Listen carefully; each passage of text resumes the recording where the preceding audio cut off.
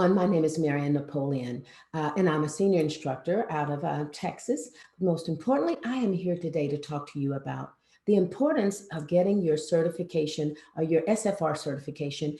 If you have not, and if you've already gotten that, wanting to make sure that you brush up on your skills and get yourself in position to win in 2020 and beyond. And one of the things I want to make sure you understand, short sales will always be around, and they have always been around.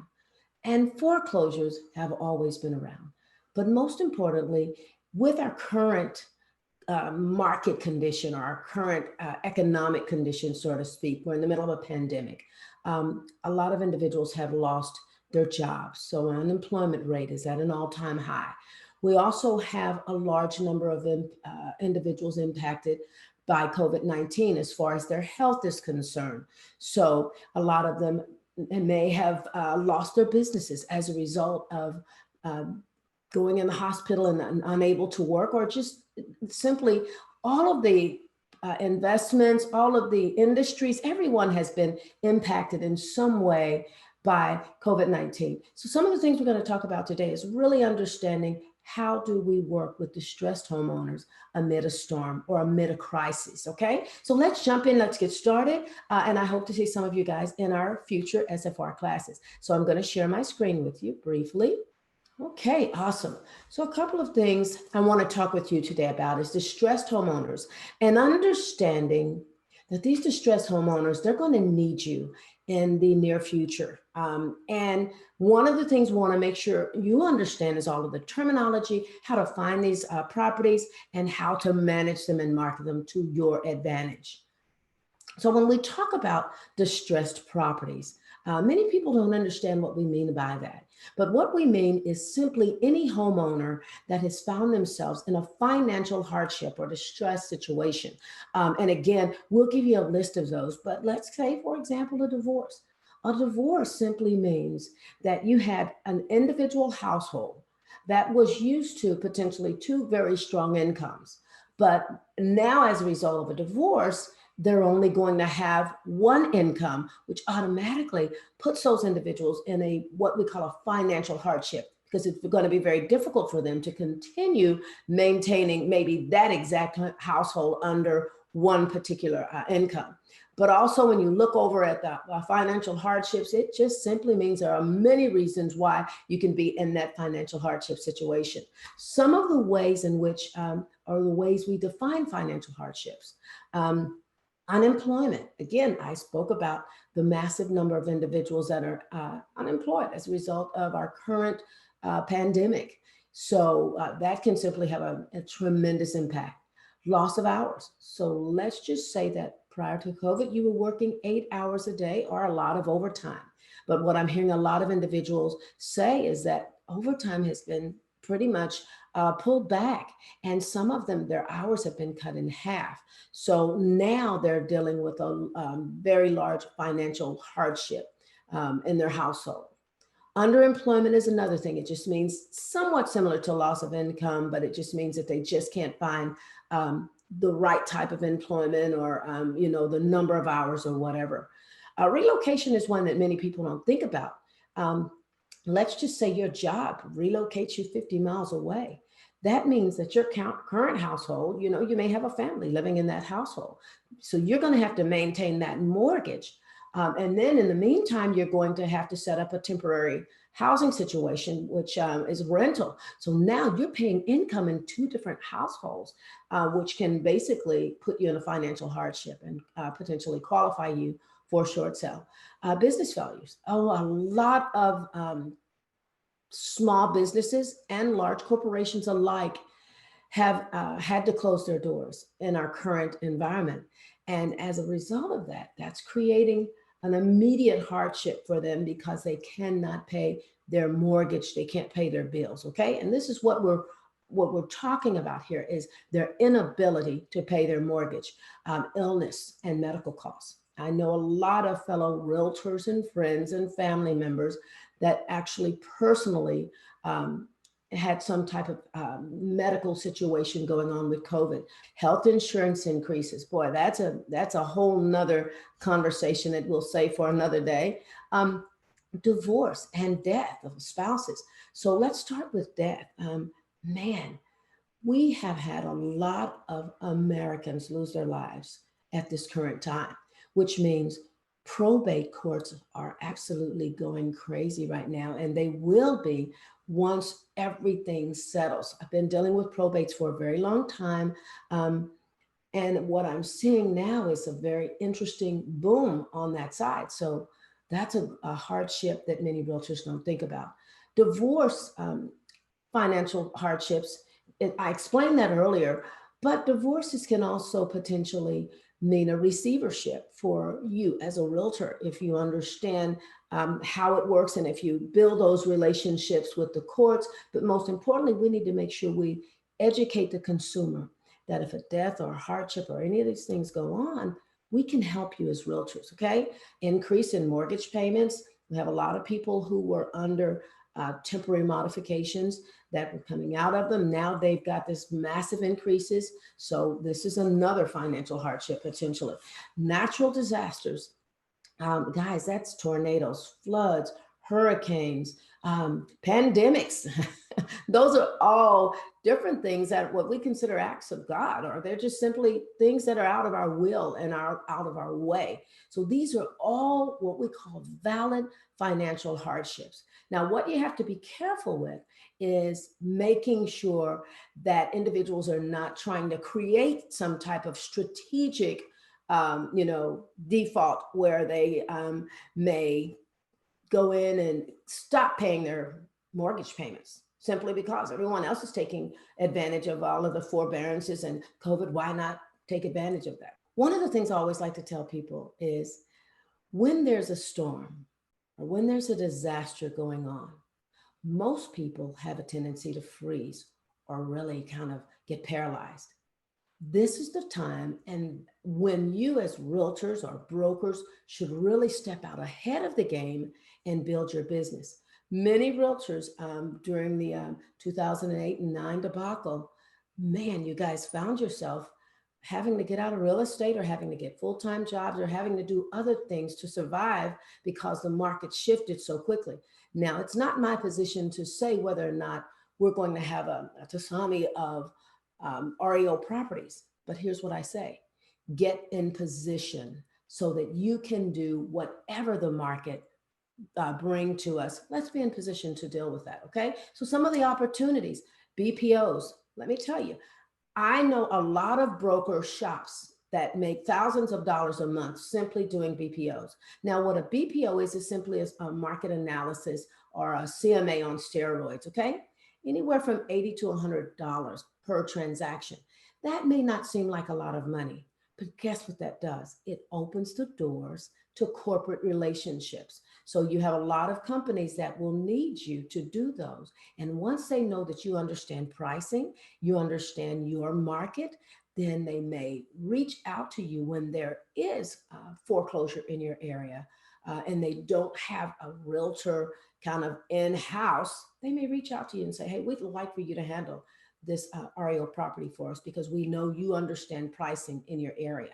Okay, now when you look at that BPO, that's versus an appraisal that can be anywhere from $400 and up on the residential side. Another that many realtors are very unaware of is what we call BOVs, broker opinion of values. And these are commercial BPOs, or what we call CMAs on steroid, but it's a more customized version. Okay. Now those pay up to $250 to $2,500, depending on how complex the commercial estate is or property and all of those things, versus an appraisal that can go up to 5,000 and 25,000. So in a lot of these environments, they use both, but they need you as realtors to do the other two.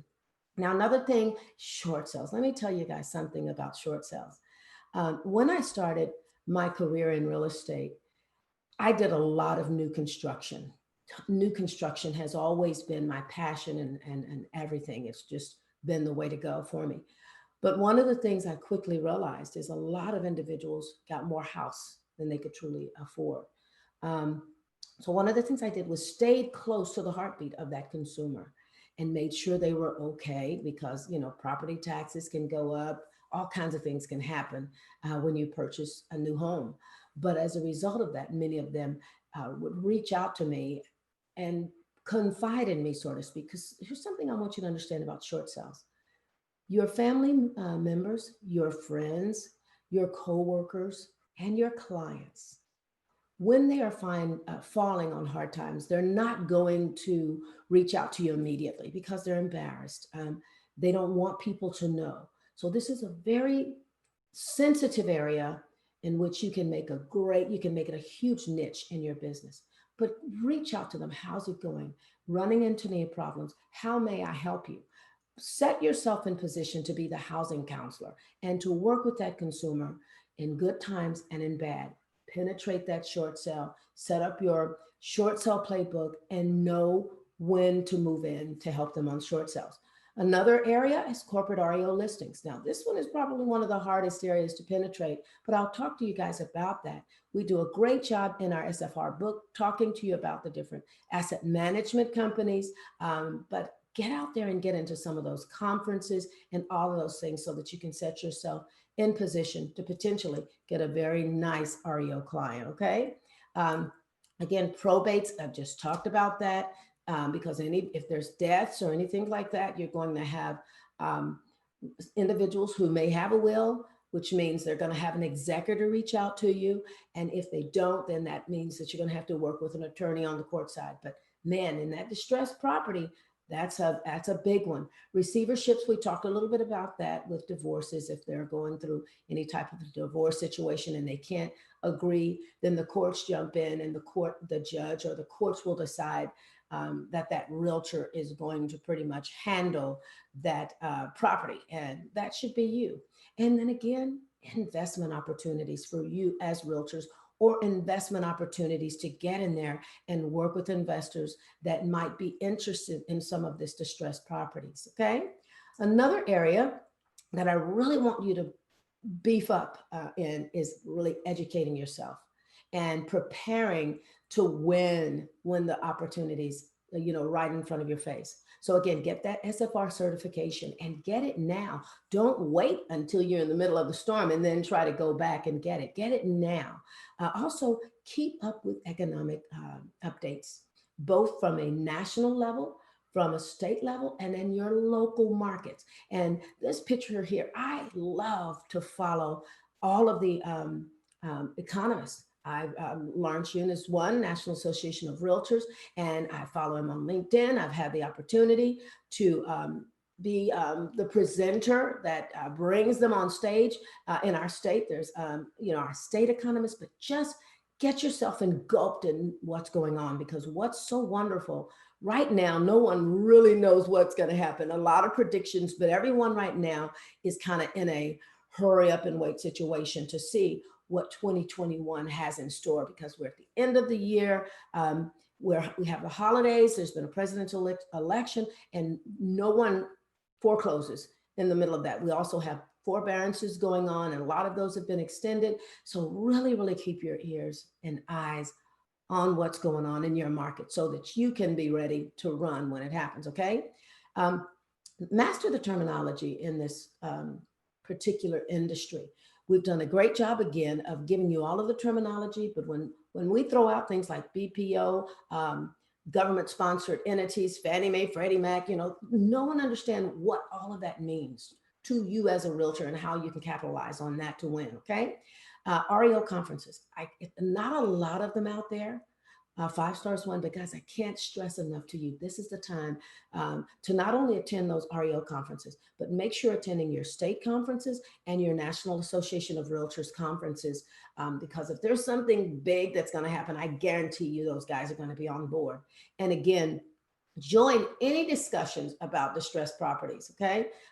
You've got Riz Media coming up really soon in January, just did part of that. Take advantage. Get signed up, know what is going on in your industry. Another area that you can really set yourself apart, and you can do this now, is really marketing yourself to distressed homeowners and marketing yourself as a distressed property expert. And here's 3 tips of which you can use in our current market.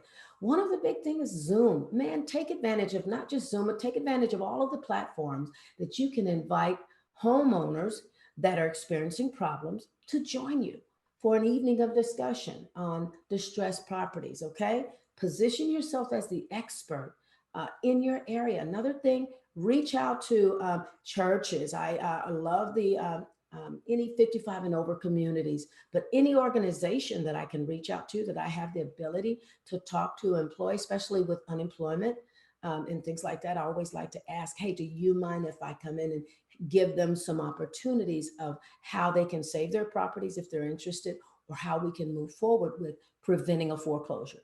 Another thing, video is huge, guys. So I don't care if you're doing YouTube videos, Facebook Live, Instagram now has a great video element within it. LinkedIn also, and Twitter.